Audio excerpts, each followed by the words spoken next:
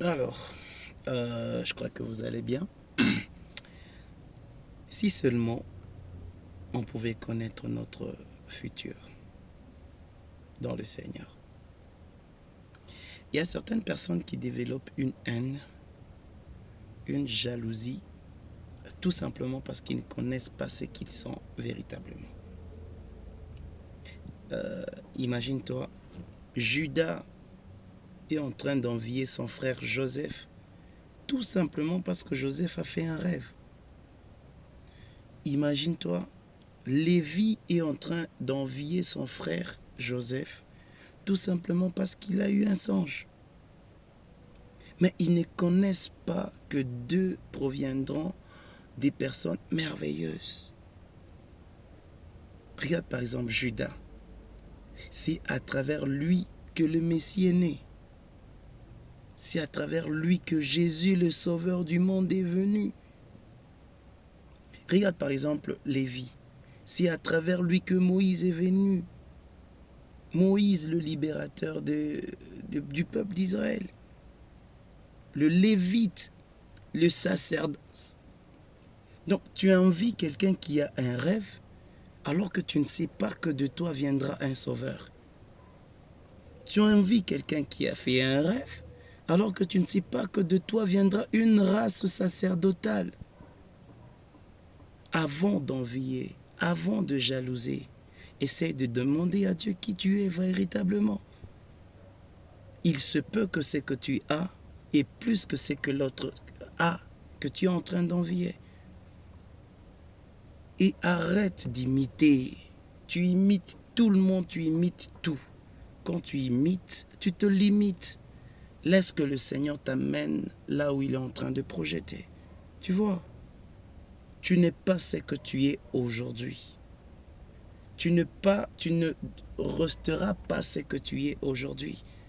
Parce que le Seigneur a un avenir pour toi. N'est-il pas écrit que je connais le plan que j'ai projeté pour vous? Ce n'est pas un plan de malheur. Ce n'est pas la désolation, ce n'est pas la ruine. Ce n'est pas la condition de vie actuelle qui manifestera ta position de demain. Non. Aujourd'hui, c'est une école dans laquelle le Seigneur te fait passer afin de te perfectionner. Tu es un élu et la vie d'un élu n'est pas une vie de tout le monde. Tu dois peut-être connaître des particularités qui te font douter de ton avenir, mais sois sans crainte. Le projet que le Seigneur a pour nous, c'est un projet pour nous donner de l'avenir et de l'espérance. Alors j'aimerais parler à quelqu'un, peut-être ce sentiment est en train de monter en toi, de haine, parce que ton frère est en train de travailler plus que toi, parce que tu sens peut-être que tu n'as pas les choses que lui a. Il se peut que tu as les choses que lui n'a pas pour le compléter. Tu vois? Parce qu'à côté de Lévi, il y avait Judas. Il a fait de nous un royaume et de sacrificateurs.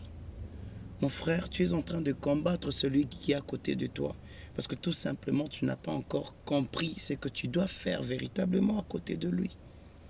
Il se peut que tu sois une béquille à son ministère. C'est sur toi qu'il doit s'appuyer.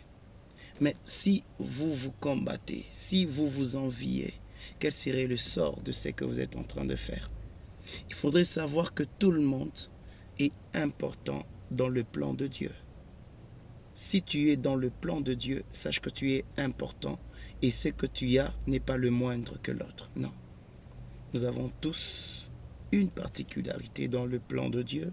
Nous avons tous un message à transmettre dans le plan de Dieu.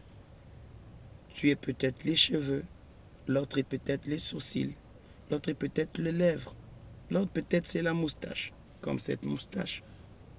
Tu vois, l'autre c'est les mains, l'autre c'est les bras, l'autre ce sont les jambes, l'autre c'est l'estomac, et l'autre c'est le cœur. Ne nous envions pas, laissons que le Seigneur travaille avec nous de la manière dont il a projeté. Alors, je suis votre humble serviteur, le berger Michel Mpoyo. J'espère que vous êtes en train de passer une excellente journée, que le Seigneur vous bénisse. Partagez, que Dieu vous bénisse. Allez, à plus.